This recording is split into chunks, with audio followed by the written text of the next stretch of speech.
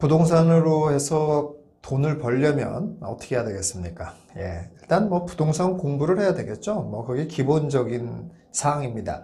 자, 그런데 부동산 공부를 좀 했는데도 불구하고 왜 이렇게 큰 돈이 벌어지지 않는 걸까요? 그거는 사실 부동산 공부가 기존에 공부와는 매우 다르다는 점을 잘 이해하지 못해서 그렇거든요. 그래서 부동산 공부를 해서 정말 큰 돈을 벌고 싶다면은 이렇게 공부를 하셔야 됩니다.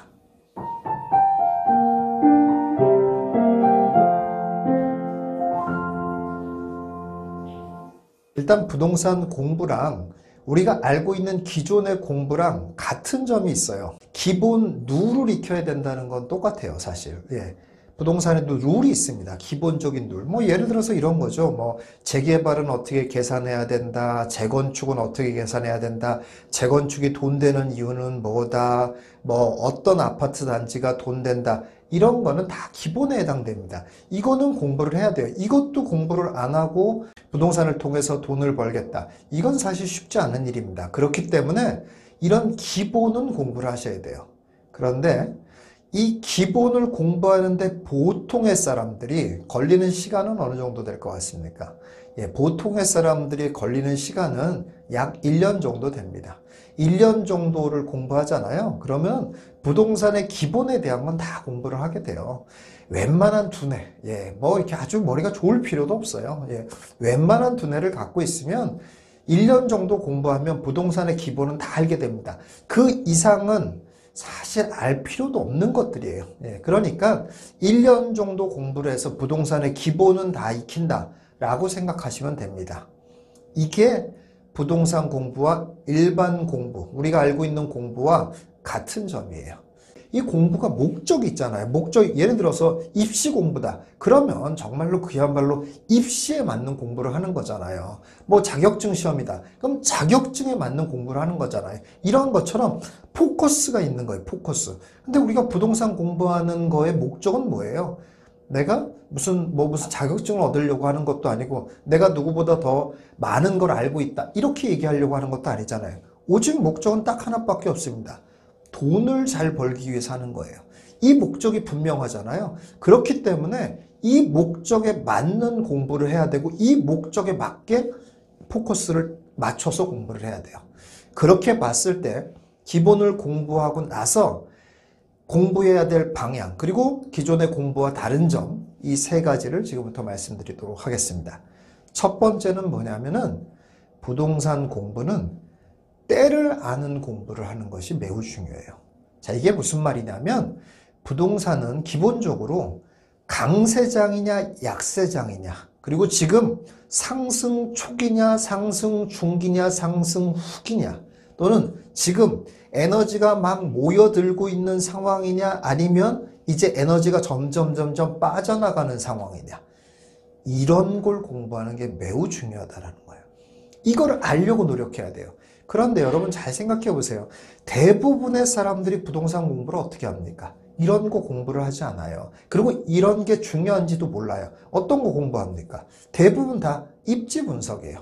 입지 분석, 호재 분석, 이런 것들이에요. 제가 가끔 이제 블로그를 보잖아요. 그럼 제가 막 깜짝 놀랄 때가 굉장히 많습니다. 뭐 전문가 뺨칩니다. 뭐 입지부터 쫙 해가지고 뭐 인구수 증가, 뭐 그 지역의 산업별 동향, 뭐 게다가 각종 호재, 잘 알려져 있지도 않은 호재, 이런 것만 다 올려가지고 정말 그 지역에 대해서 너무너무 잘 분석을 했고 가격까지도 뭐 주변 시세에 비해서 얼마다, 뭐 이런 것까지 다 조사한 이런 내용들이 블로그에 막 넘쳐 다닙니다. 그런데 이렇게 정보가 넘쳐 다니는데도 왜 돈을 못 버냔 말이에요. 여기서 아주 중요한 두 가지를 알 수가 있어요. 첫 번째는 뭐냐면 이렇게 입지 분석을 하고 뭔가 이렇게 그 지역에 대한 거를 호재를 공부하고 뭐 이렇게 알아가는 거는 사실 어려운 일이 아니라는 거예요. 이거는 조금 심하게 말하면 누구나 할 수 있는 거예요. 다만 시간은 걸리죠. 당연히 시간은 걸려요. 누구도 그 시간은 어떻게 할 수가 없어요. 저도 그런 걸 만약에 분석해서 뭐 하려고 그러잖아요. 그럼 뭐 저 같은 사람은 엄청 빨리 하냐, 그렇지 않습니다. 저는 뭐 가만히 있어도 그런 걸 다 아냐. 전혀 그렇지 않습니다. 저도 똑같이 어마어마한 시간을 들여서 분석을 합니다. 그럴 수밖에 없어요. 그건 어떻게 할 수가 없는 일이에요. 그런데 그걸 또 다르게 말하면 무슨 말이냐면 어떤 특별한 사람들만 할 수 있는 일이 아니라는 거예요. 여러분, 뭐 예를 들어서 달에 달, 보름달, 뭐 이런 달, 달의 성분을 분석해라, 뭐 이런다고 하면 우리가 뭐 공부하면 분석이 되겠습니까? 안 되죠. 이건 공부해서 되는 일이 아니에요. 전문가들만 할 수 있는 일이죠. 뭐 그런 거잖아요. 근데 부동산은 그런 건 아니라는 거예요. 누구나 다 분석을 할 수가 있어요. 조금만 공부하고 조금만 노력하면 다 할 수 있어요. 다만 그런 것이 돈이 되는 거와는 조금 차이가 있다라는 거예요. 이렇게 어쨌든 간에 누구나 할 수 있다라는 걸 의미하는 거고, 두 번째는 또 뭐냐면 바로 그거죠. 그런 걸 알았다고 해서 돈을 버는 거와 직결되는 지식은 결코 아니라는 거예요. 그러니까 우리가 뭘 알아야 된다는 얘기입니까? 근데 이제 인터넷에서는 이런 식으로 분석을 잘 해놓은 자료들이 다 쓸모없다는 게 아니라 그런 자료도 필요합니다. 그러나 더 중요한 건 뭐냐면은 지금이 어떤 때고 그 지역이 어떤 시점에 놓여 있는지를 보는 것이 매우 중요하다는 거예요. 그거를 물론 그럼 그걸 어떻게 하냐 이렇게 또 질문하실 수 있겠죠. 근데 그게 제가 얘기한 그 부분에 대해서는 또 나중에 어떤 기회 있을 때 또 말씀을 드리겠는데, 일단 포커스를 그렇게 맞추셔야 된다는 거예요. 공부의 포커스를 그렇게 맞춰야지, 공부의 포커스를 남들이 잘 알지도 못하는 호재, 그걸 내가 알아서 뭔가를 내가 돈을 벌 수 있도록 연결해 보겠다, 이렇게 접근해서는 안 된다는 뜻이에요. 여러분들이 접근해야 될 것은 어떤 거냐면은 지금 장이 어떤 장이냐, 강세장이냐 약세장이냐, 지금 상승 초기냐 아니냐, 이런 시점을 분석하는 것이 매우 중요하다는 거예요. 그렇게 분석하려고 노력을 해야 돼요. 강세장에서는 조금 과장해서 얘기하면 아무거나 사도 돈을 버는 거고, 약세장에서는 좋은 걸 사도 많이 못 벌기 때문에 그래요. 그거를 알아야 돼요. 그걸 알아야 되는데 그거에 대한 이해도가 없으면 어떻게 생각하냐면 내가 공부를 많이 열심히만 하면 되는 줄로 안다, 이런 얘기예요. 이런 착각에서 벗어나셔야 된다, 이런 얘기예요. 포커스를, 때를 아는 것에 포커스를 집중해라, 이겁니다. 두 번째, 기존의 공부와 다른 점은 뭐냐면은 지금 이 시점에 적합한 투자 대상이 뭔지를 보는 거예요. 자, 여기서 아주 제가 중요한 얘기를 했어요. 이 시점이라는 말을 했죠. 자, 우리가 첫 번째를 공부했으면 이 시점에 적합한 투자 대상이 있어요. 2015년부터 가격이 올랐잖아요. 그땐 뭐였습니까? 전세랑 매매랑 별 차이가 없는 이런 상황이었단 말이에요. 뭘 해야 되겠습니까? 그럴 때는 적은 돈을 들여서 매매로 돌아서는 게 맞는 거죠. 그런 시점에는 구축이라도 적은 돈을 가지고 투자할 수 있었으니까 할 수 있었어요. 그런데 지금 어떻습니까? 그런 뭐 갭이 이렇게 적은 것들이 있는 것만 찾아다니면 되겠지, 그때도 성공했으니까 되겠지, 됩니까? 안 되는 거죠. 그건 왜 안 되냐면 그러니까 서울에 있는 좋은 것들임에도 불구하고 적은 갭이 있는 것이 매력적인 것이지, 원래부터도 좋지 않은 것들이 그 정도 갭에 있는 거다, 그러니까 사도 된다, 이게 아니라는 거예요.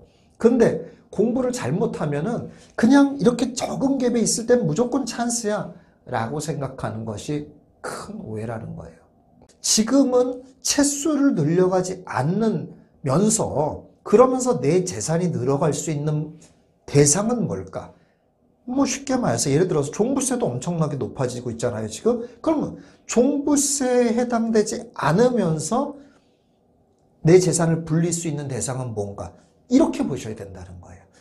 지금의 이 시점에 적합한 투자 대상이 계속 바뀐다는 거예요. 이거를 아는 것이. 그런데 이렇게 생각하면 안 된다는 거예요. 기존의 공부처럼 내가 이런 뭐 기초반이 있는데 저 고급반까지 많이 공부만 하면, 고급반에만 이르면 내가 뭐 돈을 막 벌 수 있는 그런 사람이 되겠지 라고 생각하는 건 큰 오산이라는 거예요. 그런 게 아니라는 거예요. 어차피 지금에 할 수 있는 것들은 계속 바뀌고 그 지금에 할 수 있는 것들을 알려고 하는 노력, 이게 중요하다라는 얘기입니다. 자, 마지막 세 번째는 뭐냐? 기대 수익률을 얼마쯤 해야 되는지를 아는 공부입니다. 예, 이게 무슨 말이냐면 이것도 기대 수익률도 시점에 따라서 다르기 때문에 그런 거예요. 예, 이거를 아셔야 돼요. 요새 이제 부동산 공부를 한 1, 2년 전부터 시작하신 분들 있지 않습니까? 이런 분들이 요새 막 너무너무 답답해요. 네, 부동산 공부를 했고 하다 보니까 야, 이제 부동산을 해가지고 돈을 벌 수 있을 것 같은데 막상 하려고 보니 할 게 하나도 없는 거예요. 예, 그러니까 막 답답해 죽으려고 하는 거예요. 그러면서 내리는 결론이 뭐냐면 그럼 내가 더 열심히 공부해야지. 내가 더 열심히 동호회 같은 데도 쫓아다니고 이 동호회도 가고 저 동호회도 가고 이렇게 해야 되지. 내가 더 열심히 임장 보고서 쓰고 내가 더 열심히 뭐 어디 뭐 중요한 얘기 하지 않나 그냥 기웃거리고 이래야지. 더 많이 임장 다녀야지. 이렇게 생각을 한다는 거예요. 그거 아니라니까요. 예. 그렇게 내가 더 많이 노력한다고 해서 더 많이 수익을 내는 게 아니라니까요. 여러분 제 부동산 투자의 정석이라는 책 있지 않습니까? 거기서 제가 이런 얘기를 했습니다. 손자병법 얘기를 하면서 이런 얘기를 했습니다. 싸움에서 이기는 것은 적에게 달려있고 예. 싸움에서 지지 않는 것은 나에게 달려있다. 예, 이 말이죠. 이 말을 저는 투자에 너무 잘 적용시킬 수 있다. 이런 얘기를 했습니다. 예, 돈을 버는 것은 시장에 달려있고 예, 돈을 잃지 않는 것은 나에게 달려 있습니다. 예, 그런 거예요. 돈은 시장이 벌어주는 거지 내가 막 노력하고 다니면 더 많이 노력한 만큼 더 많이 버냐? 절대 그렇지 않습니다. 예. 여러분 이런 걸 한번 생각해 보세요. 여러분 지금 분양권이 양도세가 1년 아니면 77%, 1년만 지나면 다 66%다 단일로 다 바뀌었지 않습니까?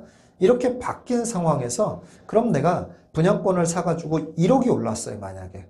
그렇다고 해도 내 손에 쥐어주는 돈은 얼마입니까? 예, 3,400만 원이에요. 3억이 올랐어요.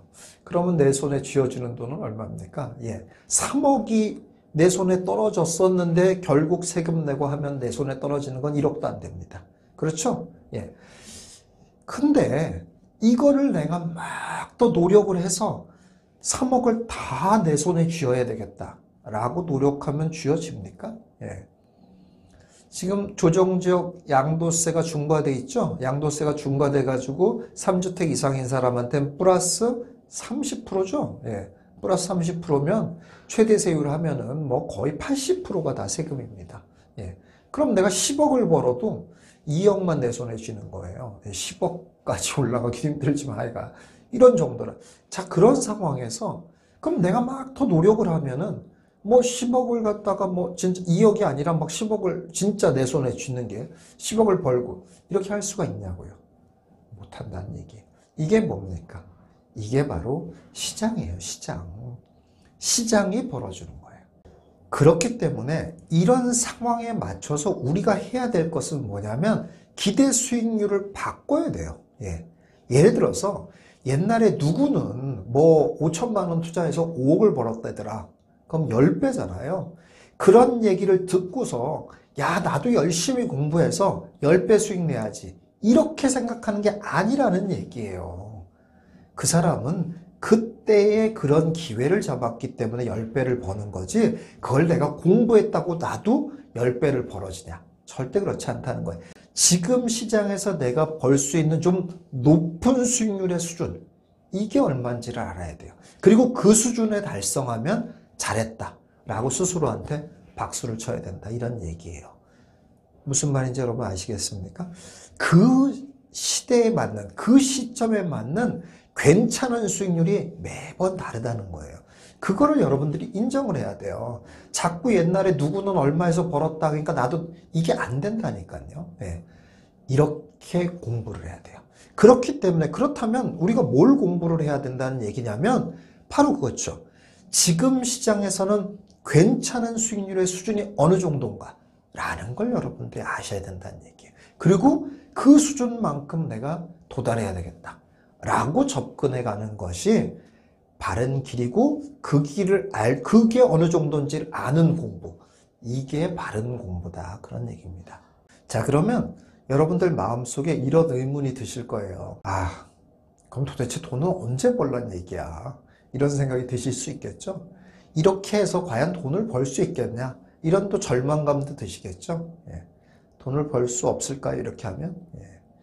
이렇게 해도 돈을 반드시 봅니다. 왜 반드시 벌겠어요? 여러분 보세요. 지금 이 시장의 흐름과 시장의 때와 그거에 적합한 대상과 적합한 수익률을 알으라고 그랬잖아요. 이런 훈련이 쌓여 있다고 생각해 보세요. 지금 당장은 이 시장이 줄 수 있는 수익률 정도밖에 못 벌어요. 그렇긴 하는데 이런 게 버릇이 돼 있다고 생각해 보세요. 이렇게 파악하고 이런 걸 찾아내는 것이 버릇이 돼 있다고 생각해 보세요. 그럼 어떻게 되겠습니까?